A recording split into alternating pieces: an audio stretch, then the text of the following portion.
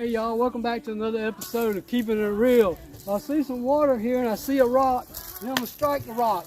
It makes me think about the story when the Israelites were in the desert in exile and they wanted water. And God told Moses to speak to a rock, and so that the glory of the Lord will be seen by the water coming out of the rock. But what did Moses do? No, he struck the rock instead of speaking to the rock.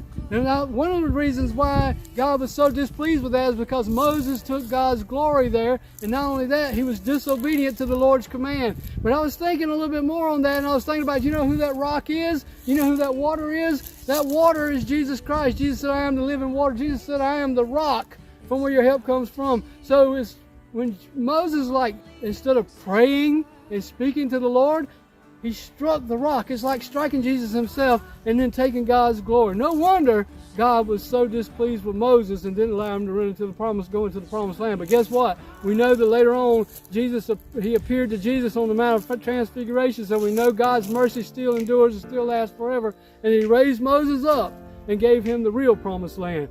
Let's put our trust in Jesus and stand on the rock and pray to the rock today, and give our hearts to Jesus and be obedient to the Father. Hey, that is keeping it real.